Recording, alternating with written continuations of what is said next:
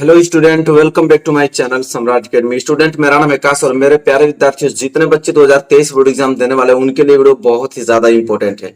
जिनको लगता है कि मैथ में बहुत ही कम नंबर उनका आएगा, मैथ बहुत ही ज्यादा प्रॉब्लम उनको देती है, समस्या देती है, तो बिल्कुल आप लोगों का समाधान होने वाला है धीरे धीरे।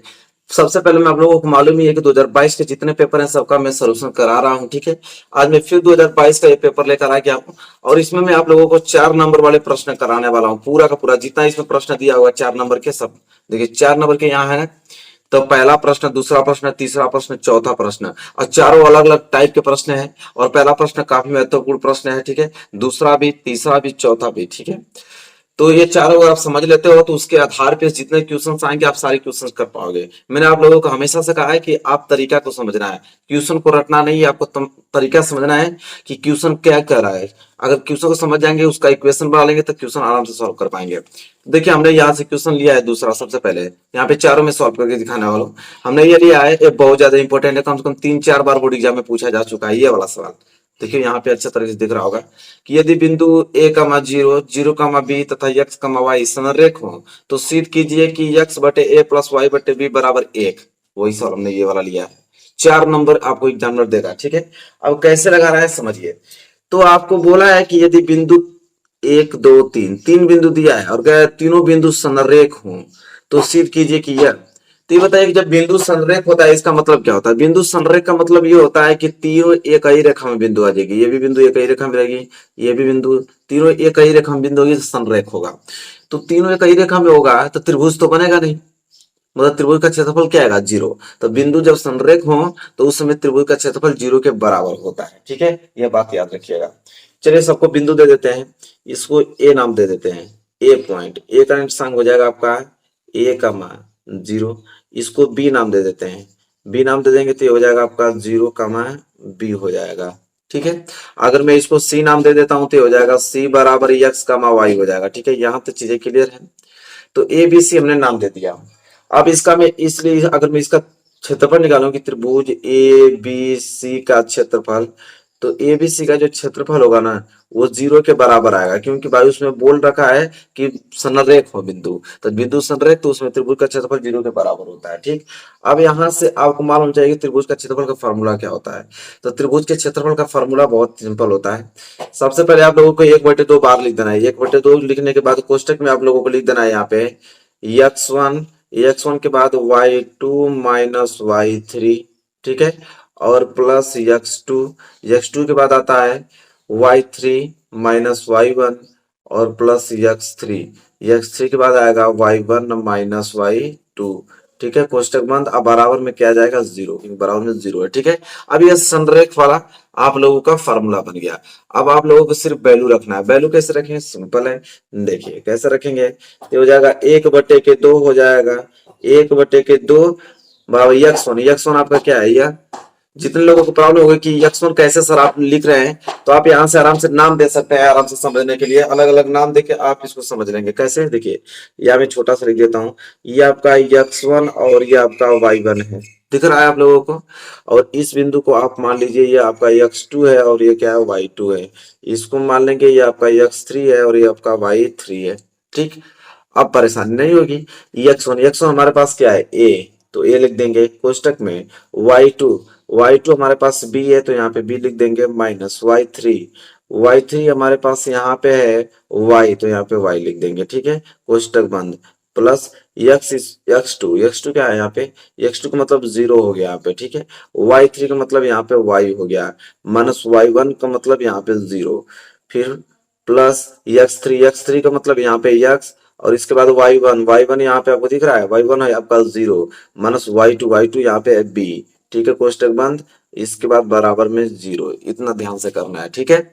अब ये 1/2 यहाँ पे गुणा में 1/2 उधर जाएगा तो भाग में हो जाएगा, ठीक है। भाग में हो जाएगा तो इधर इतना सारी चीजें बच जाएगा। क्या बच जाएगा यहाँ पे, बच जाएगा आपका a b माइनस y और plus b y minus 0 plus x 0 minus b, ठीक है। कोष्टक बंद। बराबर 0 हो जाएगा, क्योंकि 1/2 यहाँ पे भाग में जाएगा तो 0 में 1/2 को भाग देंगे तो 0 ही आने वाला है, सिंपल है।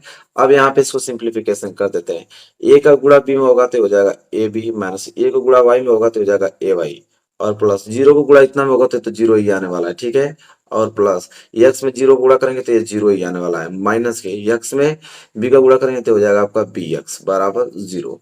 इसे हल करेंगे तो यहाँ पे हो जाएगा आपका A B minus A Y, zero में जीरो रहेंगे तो जीरो होगा, माइनस इधर हो जाएगा आपका बी एक्स, ठीक है, बराबर में जीरो।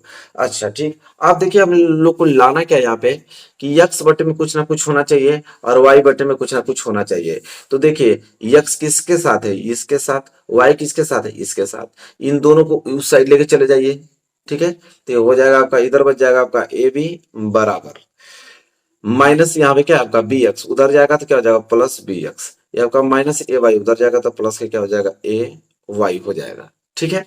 अब एक चीज नोटिस कीजिए कि इस साइड हमको एक बनाना है, इस साइड एक तभी बन सकता है जब हम इसमें ए बी का भाग देंगे, ठीक है। तो यहाँ पे कोष्टक में आपको लिख देना पड़ेगा ए बी का भाग देने पर, ए बी का भाग देने पर, क्योंकि एक तभी बनेगा जब ए बी का भाग दोगे, कटेगा तभी तो एक बनेगा।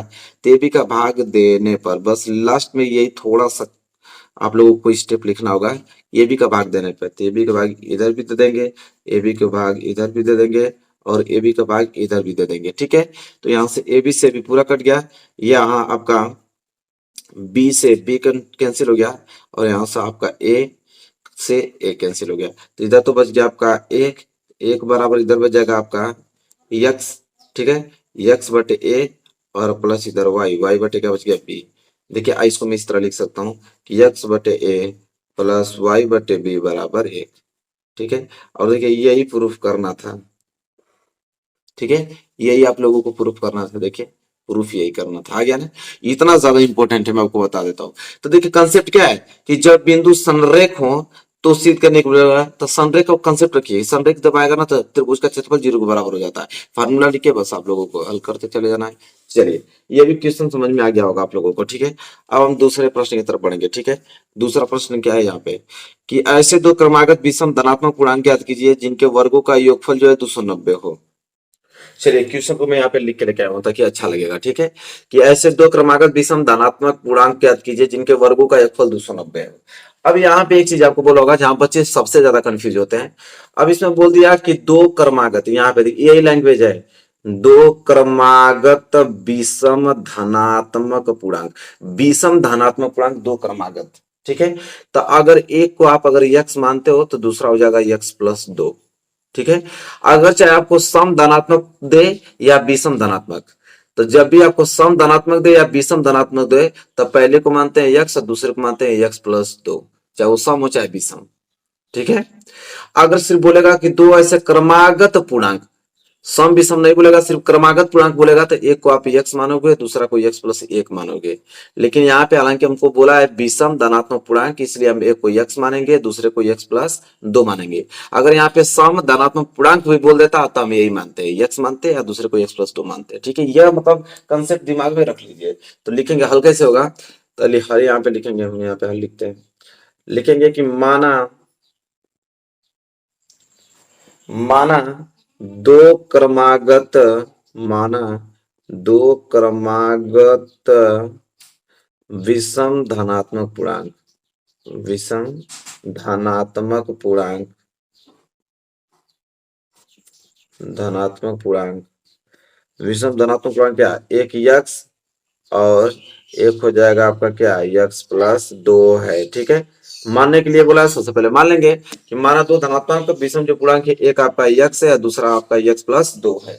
अब प्रश्न कह रहा है कि जिनके वर्गों का योगफल 290 है, इसका भी वर्ग कर दिया जाए, इसका भी वर्ग, दोनों को जोड़ने पे 290 आएगा। तो चलिए जिनका वर्ग को योगफल, इसके भी वर्ग कर देंगे और यक्स प्लस दो इसका भी हम वर्ग कर देंगे, और दोनों को जब जोड़ेंगे तो आएगा इसका योगफल 290, ठीक है, सिंपल। अब यहां से हल करेंगे, यक्स स्क्वायर का हो जाएगा यक्स स्क्वायर प्लस ये आपका ए प्लस बी के होल स्क्वायर में टूट जाएगा, तो ये हो जाएगा X square plus B square मतलब दो का स्क्वायर प्लस दो ए बी, यही ना फॉर्मूला होता है, बराबर हो जाएगा 290। क्लियर है। तो यक्स यक्स एक्स स्क्वायर मिलकर हो जाएगा या दो यक्स स्क्वायर प्लस दो का स्क्वायर चार प्लस दो दूनी के हो जाएगा चार यक्स बराबर में हो जाएगा 290। ये हो जाएगा आपका दो यक्स स्क्वायर प्लस चार यक्स, ठीक है, और प्लस 4, यह प्लस 290 इधर आएगा तो माइनस के 290 बराबर के 0 हो जाएगा। इससे हल करेंगे तो 2x² और प्लस के 4x यहां से घटेगा तो हो जाएगा -286। क्या हो जाएगा? -286 हो जाएगा। और बराबर में यहाँ पे क्या बच जाएगा आपका 0। सिंपल। कॉमन ले लीजिए, सबसे सिंपल है, 2 कॉमन ले लीजिए और सिंपल हो जाएगा। तो 2 कॉमन लेंगे तो x² प्लस 2 दूनी के 4x, 2 एकम 2, 2 चौको 8, 2 तिहाई 6, 143 बराबर 0। यह 2 गुणा में उधर जाएगा तो भाग में हो जाएगा, तो बचेगा क्या यहाँ पे? तो यहाँ लिखता हूँ, बच जाएगा यहाँ पे x² और प्लस के 2x और माइनस के 143 बराबर 0, क्योंकि यह भाग में जाएगा तो 0 ही आएगा। ठीक है। चलिए अब यहाँ पे हम लोगों को फैक्टर बनाना है कि ऐसा यहाँ पे कुछ नहीं तो एक है, ऐसा फैक्टर करें कि गुणा करने पे 143 आ जाए और जोड़ने घटाने पे यहाँ पे क्या आ जाए? 2 आ जाए। ठीक है। तो ऐसा कोई है फैक्टर? तो फैक्टर बनना है 11 गुणे 13 का, क्योंकि 11 में 13 को गुणा करेंगे तो 143 भी आ जाएगा और यहाँ पे 13 में से 2 घटाएंगे तो आपका 2 भी आ जाएगा। 13 में से 11 घटाएंगे तो 2 भी आ जाएगा। ठीक है, मतलब पेयर बन रहा है। ठीक, तो हम लिखेंगे x² प्लस 13x और माइनस के 11x और माइनस के 143 बराबर के 0। ठीक है, गुणनखंड विधि तो जानते ही हैं आप लोग। यहाँ पे कॉमन लेंगे, इसमें से x कॉमन ले लेंगे तो हो जाएगा आपका x प्लस के क्या 13 और माइनस यहाँ से अगर 11 कॉमन ले लेते हैं तो 11 से 11 कैंसिल, तो x माइनस का माइनस में गुणा होगा तो हो जाएगा प्लस 11 का भाग 143 में देंगे तो कितना बढ़ जाएगा? 13 बार में बराबर 0। तो देखिए जो इस कोष्टक में आया वही इस कोष्टक में आ गया है। ठीक है, दोनों का कॉमन ले लेंगे तो x प्लस 13 और एक हो जाएगा आपका x माइनस के 11 अब बराबर में क्या है यहाँ पे 0। एक बार हम क्या करेंगे कि x प्लस 13 को हम 0 के बराबर कर देंगे और एक आपका x माइनस 11 को 0 के बराबर कर देंगे, तो यह आ जाएगा x बराबर माइनस के 13 और यह आ जाएगा x बराबर के 11। तो ऋणात्मक संख्या तो होगी नहीं, जब भी होगी तो धनात्मक। तो दो क्रमागत पूर्णांक जो पहली संख्या आ जाएगी, तो पहली को हमने x माना था तो पहला तो 11 हो जाएगा और दूसरा को हमने x प्लस 2 माना था तो हो जाएगा 11 प्लस 2 तो बराबर 13। तो पहली संख्या 11, दूसरी संख्या 13, ये आपका दो क्रमागत धनात्मक विषम पूर्णांक निकल गया आपका। ठीक है, चलिए क्लियर हो गया कि नहीं? तो ये प्रश्न बहुत ज्यादा इंपॉर्टेंट है, इसके तरीका को समझिए, तरीका क्या बोल रहा है। क्वेश्चन को रटना थोड़ी है, आप उसके कंसेप्ट को समझिए, कंसेप्ट क्या बोल रहा है। चलिए आगे हम बात कर लेते हैं। और अगला प्रश्न जैसा कि देख पा रहे हैं आप, कहाँ गया? अगला प्रश्न है कि एक लंबवृत्तीय शंकु की तिर्यक ऊंचाई 13 सेंटीमीटर तथा संपूर्ण उसका जो पृष्ठ है 90 पाई सेंटीमीटर स्क्वायर है, इसके आधार की त्रिज्या ज्ञात कीजिए। ठीक है, इस क्वेश्चन को मैं लिख के लेके आया भी हूँ, देखिए क्या है, यहाँ है, पूरा दिख रहा होगा अच्छे तरीके से आप लोगों को। अभी क्वेश्चन यह है कि एक लंबवृत्तीय शंकु की तिर्यक ऊंचाई 13 सेंटीमीटर तथा संपूर्ण पृष्ठ 90 पाई सेंटीमीटर स्क्वायर है, इसके आधार की त्रिज्या ज्ञात करनी है। देखिए तब तक फिगर नहीं बनाएगा तब तक आपको समझ में अच्छे से नहीं आएगा। ठीक है, शंकु की बात कर रहा है ना, तो शंकु कैसे बनता है सबको मालूम है कि शंकु आपका यहाँ इस तरह बनता है। शंकु आप लोगों को बना लेना है। चलिए देखिए शंकु किस प्रकार बनेगा, इस प्रकार, ये आपका क्या है? शंकु है। ठीक है, अब इसमें देख क्या रखा, सबको मालूम है कि यहाँ पे एक आपकी ऊंचाई होती है, हाइट। ठीक है, यह वाला पूरा एक ये आपका तिर्यक ऊंचाई होता है और ये होता है आधार की त्रिज्या, यहां से लेके यहां तक आर है, यही हमसे पूछा है। ठीक है, इसको हम मान लेते हैं ए मान लेते हैं, इसको हम ओ मान लेते हैं, इसको हम बी मान लेते हैं। ठीक है, समझने के लिए। अब याद दिया कि एक लंबवृत्तीय शंकु की तिर्यक ऊंचाई है, जो तिर्यक ऊंचाई है 13 सेंटीमीटर दे रखा है। ठीक है, 13 सेंटीमीटर और संपूर्ण पृष्ठीय दिया, आपका संपूर्ण पृष्ठीय क्षेत्रफल कितना दिया है? 90 पाई सेंटीमीटर स्क्वायर। इसके आधार की त्रिज्या यहां से लेके यहां तक की दूरी बताना है, इसके आधार की त्रिज्या सबको मालूम है, सिंपल है। कितना है देखिए, हमको दिया क्या? तिर्यक ऊंचाई हमको मालूम है, तिर्यक ऊंचाई को हम एल से नोट करते हैं। ठीक है, यहाँ पे लिखना पड़ेगा लेकिन मैं लिख देता हूँ यहाँ पे एल, डायरेक्ट लिख देता हूँ, समझिएगा। एल मतलब तिर्यक ऊंचाई, एल का वैल्यू कितना दिया आपको? 13 सेंटीमीटर। कितना दिया है? 13 सेंटीमीटर दिया है। ठीक है, संपूर्ण पृष्ठ, संपूर्ण पृष्ठ देखिए, शंकु का संपूर्ण पृष्ठ क्या होता है? तो पाई आर और कोष्टक में यल प्लस आर होता है, ये आपका संपूर्ण पृष्ठ होता है। शंकु का संपूर्ण पृष्ठ क्षेत्रफल फार्मूला ये दिया है कितना? 90 पाई दे रखा है। ठीक है, चलिए अब यही दो चीज दिखा है, इसी पे लिखल जाएगा कैसे, देखिए यहाँ पे है क्या? पाई। ठीक है, तो पाई को ऐसे रहने दीजिए। ठीक है, पाई आर निकालना है, आर को रहने दीजिए। एल का वैल्यू आपको दिया है 13 और प्लस यहाँ पे आर बराबर दे रखा है 90 के पाई। तो पाई से पाई यहां से क्या हो गया आपका? कैंसिल, और यहां से गुणा करेंगे तो हो जाएगा आपका 13 आर और प्लस के आर में आर का स्क्वायर करेंगे, आर के आर में गुणा तो आर स्क्वायर बराबर इधर बच जाएगा आपका क्या 90। इसको अगर भी सही से लिखूं क्या तो आ जाएगा आर स्क्वायर प्लस 13 के आर और प्लस 90 इधर आ जाएगा तो माइनस के 90 बराबर 0। ये तो आप लोगों का द्विघात समीकरण बन गया इक्वेशन। अब तो इसे सॉल्व कर लेंगे। तो देखिए ऐसा यहाँ पे फैक्टर किया जाए, ठीक है, कि गुणा करने पे 90 और जोड़ने घटाने पे 13 आ जाए, ठीक है। तो कोई है 18 5 90, 18 में 5 गुणा करेंगे तो 90 भी, 18 में से 5 घटाएंगे तो 13 भी आ जाएगा, बिल्कुल सही है। तो यहाँ पे लिख देंगे, ठीक। तो ये बन जाएगा R square plus 18 R minus K 5 are minus के 90 बराबर 0। गुणनखंड तो आता ही है, ये मत सोचिएगा कि ये मैं कैसे किया हूँ, ठीक है, कि 18 5 कैसे, उतना तो आता ही होगा आप लोगों को। यहां से हम कॉमन लेंगे तो इसमें से आर कॉमन लेंगे तो हो जाएगा आर प्लस 18, ठीक है। माइनस यहाँ से 5 कॉमन लेंगे तो आर माइनस माइनस गुणा होगा तो प्लस 18 5 90 बराबर 0। तो यहाँ पे देखिए ये भी आर प्लस 18 भी आर प्लस 18, तो आर प्लस आर एक कोष्टक में हो जाएगा और एक कोष्टक में हो जाएगा आर माइनस के 5 बराबर में क्या आ जाएगा 0। एक बार हम क्या करेंगे कि आर प्लस 18 बराबर 0 कर लेंगे और एक बार हम क्या करेंगे कि आर माइनस 5 बराबर 0 कर लेंगे। तो यह आर बराबर क्या आ जाएगा माइनस के 18 या आर बराबर 5, तो यह तो होगा नहीं, यही होगा। तो आधार की हमको पूछा था आधार की त्रिज्या ज्ञात कीजिए, तो आधार की त्रिज्या को हमने आर बनाया, देखिए तो कितना आ गया 5 सेंटीमीटर आ गया, कितना आ गया 5 सेंटीमीटर होगा। और यह माइनस वाला तो होगा नहीं क्योंकि यहाँ पे सबको मालूम है कि त्रिज्या ऋणात्मक नहीं होती है, ठीक है। चलिए तो आई होप आपको ये भी प्रश्न अच्छे तरीके से क्लियर हो गया होगा मेरे प्यारे विद्यार्थियों। अगला बात करें तो अगला प्रश्न यह है जो कि सॉल्व करना हम लोगों को। देखिए अगला प्रश्न क्या है, इसे बहुत अच्छे तरीके से समझ लीजिए, बहुत ज्यादा इंपॉर्टेंट है। कैसे होगा इसको समझिए, तरीका क्या है। कह रहा है कि निम्नलिखित सारणी की मोहल्ले के 25 परिवारों में भोजन पर हुए दैनिक व्यय को दर्शाती है। उपयुक्त विधि द्वारा भोजन पर हुआ दैनिक माध्य व्यय, देखिए दैनिक माध्य व्यय ज्ञात कीजिए। तो देखिए दैनिक व्यय रुपए में दिया हुआ है आपको, यहाँ परिवारों की संख्या दिया हुआ है। तो जब इस तरह दिया ना तो उसके लिए हमें कॉलम बना लीजिएगा, सीधा सीधा मैं कॉलम बनाता हूँ यहाँ पे समझाने के लिए। सबसे पहले आप लोगों को कॉलम बना देना है। सबसे पहला जो कॉलम होगा मैं यहाँ पे लिखता हूँ, ब्लैक पेन ले लेता हूं। देखिए कैसे कॉलम बनेगा, सबसे पहले वो जो चीज दिया है उसको सही से लिखेंगे इस तरह। सबसे पहले हम लोग लिखेंगे दैनिक व्यय, दैनिक व्यय, ठीक है। किसमें दिया था भाई, रुपए में दिया था, रुपए में लिख देंगे दैनिक व्यय, ठीक। यहां से हम एक कॉलम बनाएंगे, बहुत ध्यान समझिएगा, पूरा समझ में आ जाएगा, बहुत छोटा क्वेश्चन है, पूरा समझ में आ जाएगा। दैनिक व्यय, ये आपका पहला कॉलम बन गया दैनिक व्यय का। दूसरा था परिवारों की संख्या का, परिवारों की संख्या, परिवारों की संख्या, यही दो चीज तो दिया था, परिवारों की संख्या। तो देखिए यहाँ पे दैनिक व्यय मैं दिखा देता हूँ। दैनिक व्यय में आपका क्या है 100 से 150, लिखेंगे 100 से 150। तो 100 से 150 रुपया खर्च हो रहा है, उसमें परिवारों की संख्या कितना है 4, तो 4 परिवारों की संख्या है जो कि 100 या 150 रुपया खर्च करते हैं। दूसरा यहाँ पे 100 से 150, 100 से कितना है 200 रुपया, 100 से 200 रुपये के बीच में कितने परिवार हैं जो खर्च करते हैं, 5 परिवार इतना रुपये खर्च करते हैं। इसके बाद 12 परिवार 200 से 250 रुपये खर्च करते हैं। तो 200 से 250 रुपये खर्च करते हैं कितने परिवार, तो 12 परिवार।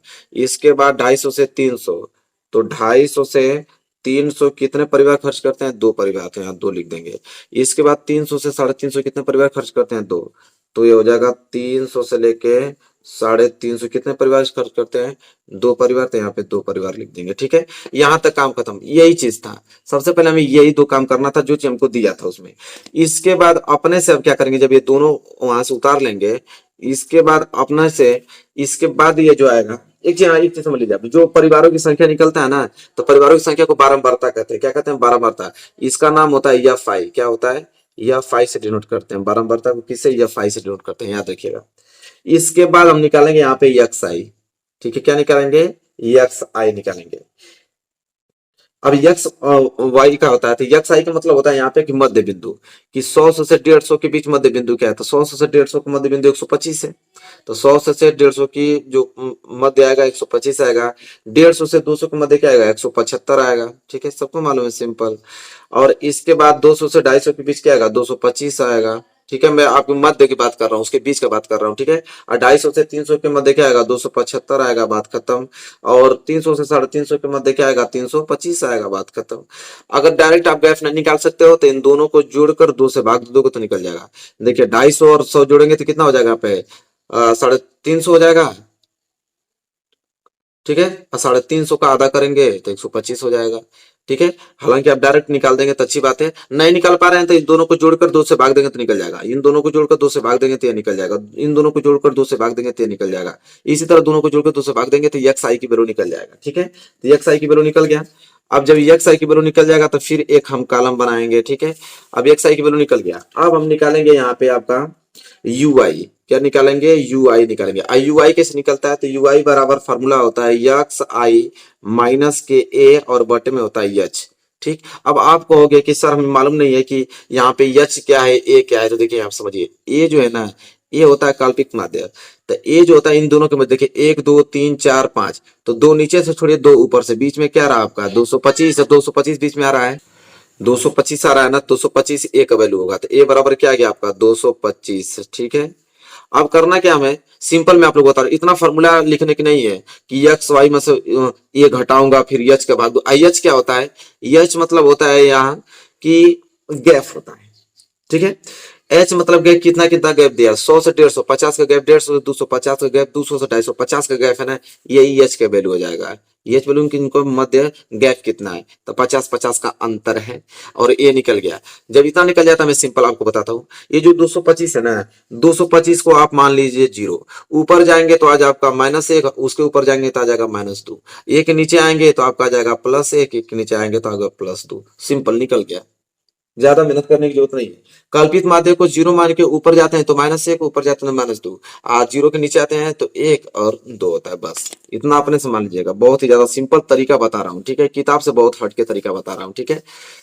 इसके बाद निकालना क्या होता है, लास्ट एक चीज और निकालना होता है यहाँ पे, एफ आई और यू आई। एफ आई और यू आई को गुणनफल निकालना होता है, एफ आई और यू आई का गुणनफल। तो गुणनफल क्या हो जाएगा, 4 गुणे -2 -8, 5 गुणे -1 -5, 12 गुणे 0 तो क्या आ जाएगा 0, 2 में 1 को गुणा होगा तो 2, 2 में 2 को गुणा होगा तो क्या आ जाएगा 4 आ जाएगा। ये तो दोनों प्लस में रहेगा, ये दोनों माइनस में, ठीक। यहां से ये चीज निकल गया। बस इतना ही पॉइंट आप लोगों को निकालना है, ठीक। जब इतना पॉइंट निकल, यहाँ से क्वेश्चन बनेगा 100%, मैं बात कर रहा हूँ, ठीक है। यहाँ से 100% क्वेश्चन बनेगा। नीचे से यहाँ अच्छे से हम लोग घेर देते हैं ताकि अच्छा लगे ग्राफ हम लोगों का। तो सिंपल देखिए क्या था, एक बार बता देता हूँ फिर इसके बाद लगाता हूँ। ये दोनों चीज तो दिया ही था, यहाँ से एक्स आई निकाला और यहाँ से यू आई निकाला, और यहाँ से एफ आई यू आई निकाला, दोनों का गुणनफल निकाला, ठीक है। यहाँ से एफ आई यू आई का गुणनफल है। जब इतना हो जा रहा है तो अब देखिए यहाँ पे ये वाला जो ग्राफ है, सबसे पहले हम निकालेंगे यहाँ पे योग। क्या निकालेंगे, योग। तो योग निकालेंगे तो ये आपका हो जाएगा सिग्मा एफ आई। सिग्मा का मतलब होता है कि इन सबको जोड़िए, एफ आई को। तो जोड़ेंगे तो कितने परिवार थे, टोटल 25, तो 25 हो जाएगा जोड़ने पे, ठीक। इसके बाद हम लोग जोड़ेंगे यहाँ पे इसको, इसका जोड़ेंगे तो हो जाएगा सिग्मा एफ आई यू आई। कह रहा सिग्मा एफ आई यू आई को जोड़िए, तो जोड़ने पे कितना आ जाएगा, तो 4 2 6 और ये 8 5 13, -13 और +7, अरे +6 बचेगा -7, ठीक है। अब यहां से आपका फॉर्मूला निकलता है माध्य। माध्य ही हमसे पूछा था, तो माध्य एक्स पे बार बराबर फॉर्मूला होता है माध्य का, सुन लीजिए। माध्य का फॉर्मूला होता है एक्स पे बार बराबर, ये आपका माध्य में लिख भी देता हूं यहाँ पे कोष्टक में, ये फॉर्मूला याद रहेगा तभी हल होगा। तो माध्य बराबर फॉर्मूला होता है ए कल्पित माध्य और प्लस एच अंतर, ठीक है। और यहाँ पे कोष्टक में गुणा में हो जाएगा सिग्मा एफ आई यू आई, ठीक है। और बटे में हो जाएगा आपका सिग्मा एफ आई, ठीक। और कोष्टक बंद। बस यही फॉर्मूला होता है, इस फॉर्मूला पर रखिए आंसर मिल जाएगा। तो यहाँ हो जाएगा एक्स पे बार बराबर कल्पित माध्य कितना था 225 प्लस एच का वैल्यू क्या था 50 था, अंतर एफ आई यू आई यहाँ से निकला ही है -7, और बटे में एफ आई यहाँ से निकल गया आपका 25, ठीक है। कटाएंगे तो 25 गुना के 50, तो एक्स पे बार बराबर क्या आ जाएगा 225, और प्लस गुणा माइनस होगा तो -7 दूनी के क्या आ जाएगा 14। तो एक्स पे बार है बराबर क्या आ जाएगा यहाँ पे 225 में से 14 घटाएंगे तो आ जाएगा 200 आपका 11, तो 211 ये आ गया आपका माध्य है, ठीक है। परिवार में जो भोजन होने वाले जो व्यय हैं वो कितना आ जाएंगे 211। ठीक है, इस प्रकार मेरे प्यारे विद्यार्थियों यह आप लोगों का क्वेश्चन लगेगा। आई होप आपको क्लियर हो गया होगा अच्छी तरीके से। देखिए कितना 4 चौको 16 नंबर हमने क्लियर करा दिया, बहुत ज्यादा इंपॉर्टेंट है, इसको तैयार कर लीजिएगा। वीडियो कैसे लगी बताइए, वीडियो अच्छी लगी तो प्लीज लाइक कीजिए और चैनल पर नए तो चैनल को सब्सक्राइब करके बेल आइकन को प्रेस कर लीजिए। मिलेंगे एक प्यारे से नेक्स्ट वीडियो में, तब तक के लिए धन्यवाद।